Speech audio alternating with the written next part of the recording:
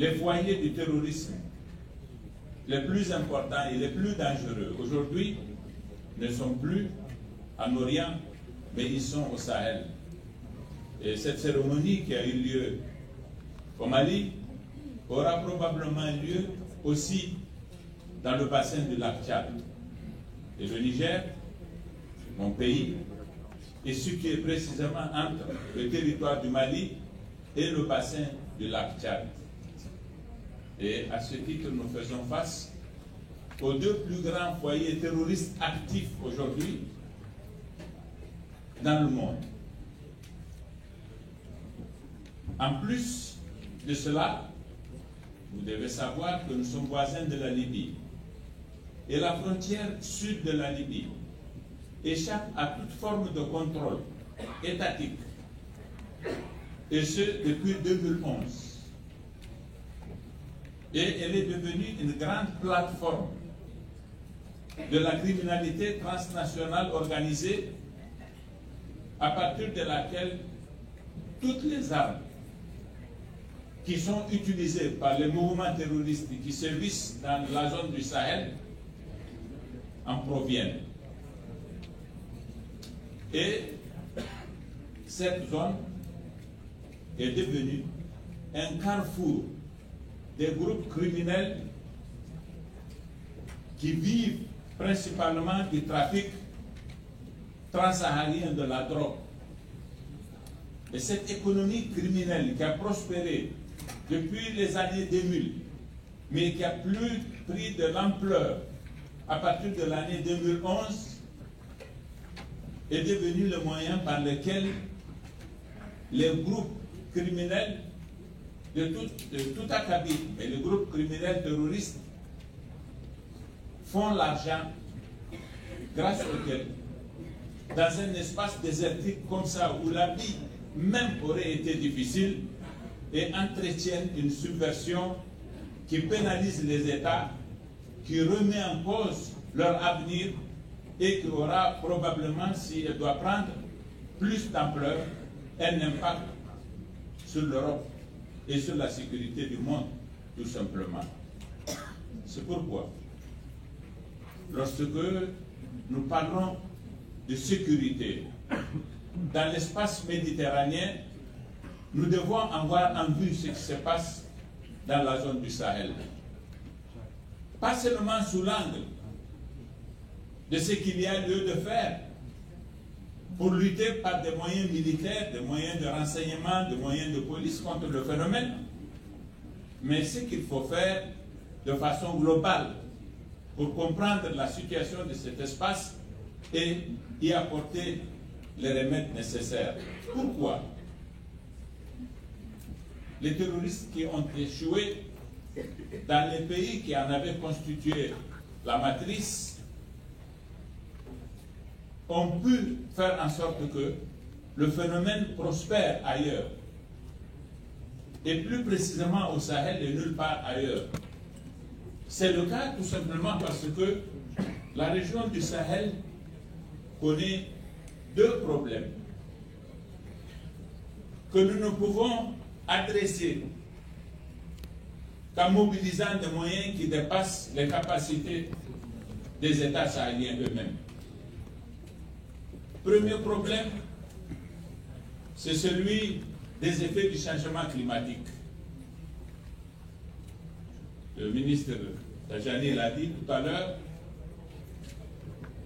l'avancée du désert consécutive aux sécheresses a réduit considérablement la biodiversité et a remis en cause le mode de vie pastoral des populations de la région du Sahel.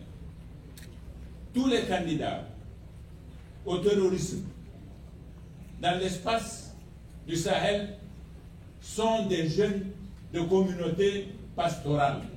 Il faut le savoir. Les motivations, en dernière instance, sont des motivations purement économiques, de type vraiment alimentaire. Parce que si les motivations étaient d'ordre idéologique, ce seraient les jeunes de toutes les communautés, même ceux des villes probablement, qui sont aussi en proie à la pauvreté qui auraient été embrigadés dans les réseaux des groupes terroristes. Ce n'est pas le cas. Une observation empirique permet de comprendre que le phénomène ne concerne que les communautés pastorales. Et les plus vulnérables des communautés pastorales, celles qui sont encore réduites à ne vivre que du pastoralisme.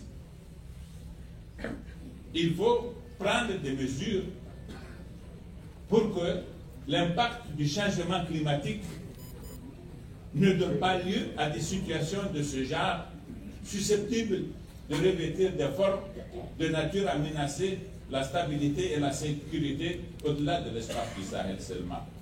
Parce qu'en effet, l'une des conséquences justement de la prévalence des organisations terroristes dans cet espace, c'est la chute du gouvernement du Mali, c'est la chute du gouvernement du Burkina Faso et une menace sur l'ensemble des autres États.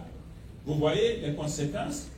Un pays comme le Niger, qui est au centre de cette situation, est un pays qui est soumis à cette menace de façon permanente. Et les institutions de ces pays ont cédé face à ce phénomène-là. L'autre caractéristique des pays du Sahel, qui leur est de façon désormais plutôt spécifique, c'est la croissance démographique.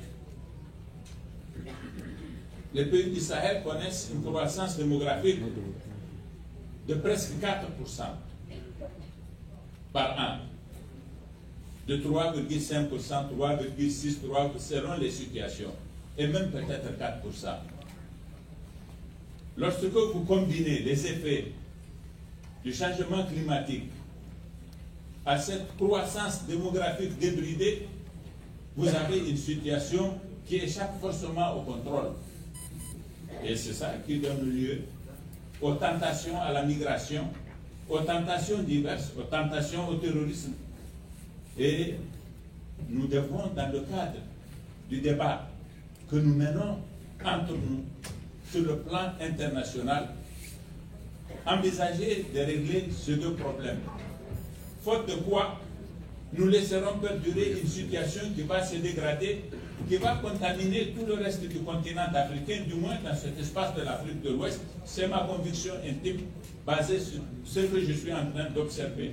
J'ai été ministre des Affaires étrangères de mon pays, j'ai été ministre de l'Intérieur depuis l'année 2011 et président de la République aujourd'hui. Et je peux vous dire que ça relève des choses qui me sont tombées sous le sens, de façon directe. Et à l'occasion des discussions entre Méditerranéens, ce sont des choses sur lesquelles nous devons particulièrement insister. De quoi nous avons besoin? L'Afrique ne doit pas être perçue par l'Europe, comme nous le répétons assez souvent, comme un problème. Mais l'Afrique, c'est un avantage comparatif, je le disais tout à l'heure au président Tarella, c'est un avantage comparatif pour l'Europe du fait du voisinage. Dans nos difficultés d'aujourd'hui, qui consistent notamment dans ce que nous avons à faire pour lutter contre le terrorisme, nous avons senti un engagement de l'Europe beaucoup plus que nous l'avons senti des autres parties du monde. Aujourd'hui, au Niger, nous avons une assistance militaire précieuse de la part de bien des pays d'Europe et de l'Italie, que je salue, Monsieur le Président, que nous apprécions énormément.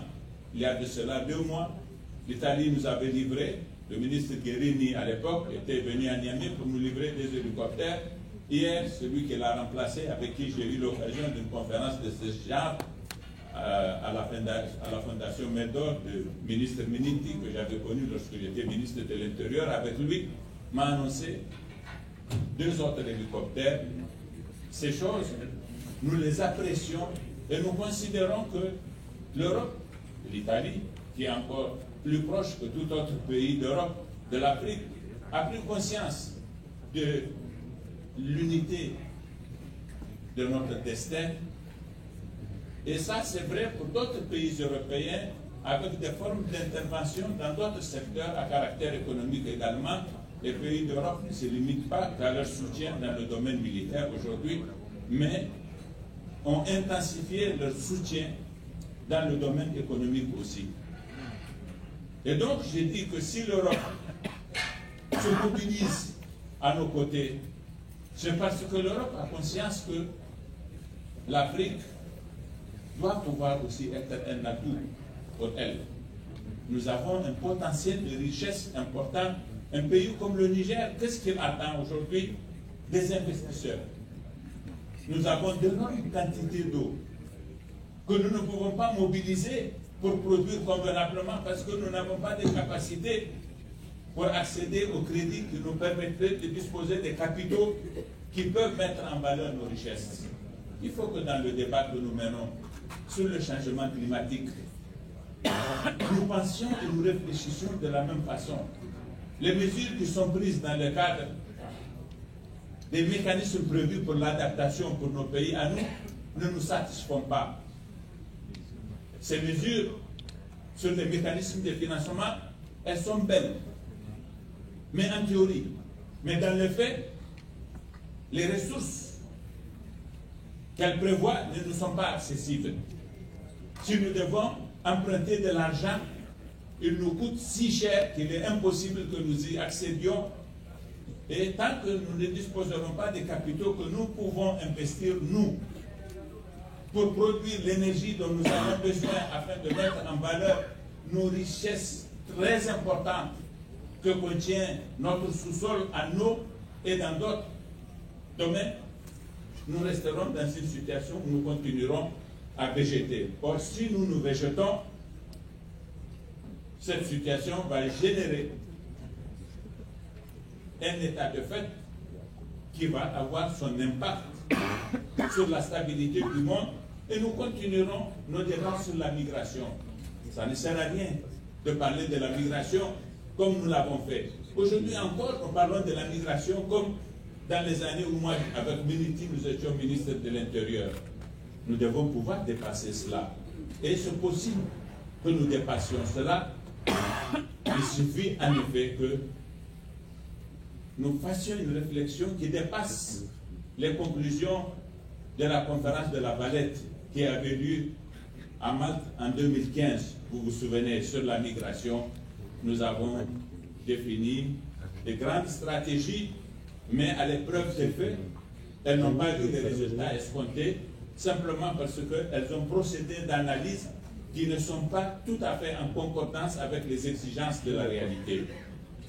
Nos pays ont besoin de ressources qu'il faut mobiliser dans le cadre d'un vrai dialogue entre les États riches, les banques internationales de développement, la société civile et tous les acteurs impliqués pour que nous puissions mettre en œuvre des politiques qui donnent leur chance aux pays que nous sommes, aux pays pauvres que nous sommes, aux pays pauvres du Sahel et d'Afrique notamment que nous sommes, de mettre en valeur leurs richesses. La deuxième chose à faire pour lutter contre le phénomène de la croissance démographique, c'est des investissements de nature à promouvoir les systèmes éducatifs dans nos pays de façon à les rendre plus efficients, afin que les élèves qui fréquentent nos établissements scolaires acquièrent de compétences à même de leur permettre d'accéder à la possibilité d'avoir des emplois, parce qu'on aura donné de la substance à l'enseignement qui est prodigué, et ces emplois vont donner des revenus aux jeunes Africains qui vont cesser d'être candidats à la traversée de la Méditerranée et vous causer tous les problèmes politiques auxquels vous, en Europe, vous êtes confrontés et qu'on ne connaisse pas les pays qui sont loin de l'Afrique aujourd'hui, justement.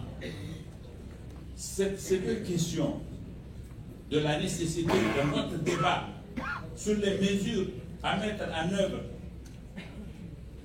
lorsqu'il s'agit de lutter contre le changement climatique, nous devons les envisager, nous et vous, ensemble. Et je voudrais vous sensibiliser particulièrement sur la nécessité de travailler avec nous à améliorer nos systèmes éducatifs. C'est l'éducation qui va réduire la démographie, et c'est une démographie plus raisonnable qui donnera ses chances à la transition démographique des pays du Sahel et qui diminuera par conséquent le nombre de candidats à la migration illégale. Voilà ce que je voulais apporter comme petite contribution à ce débat. Je n'ai pas été formel dans le cadre de mon propos, je n'ai pas été un président, je suis venu comme quelqu'un qui va contribuer à ce débat en apportant un petit éclairage de quelqu'un qui a une autre expérience. Merci beaucoup.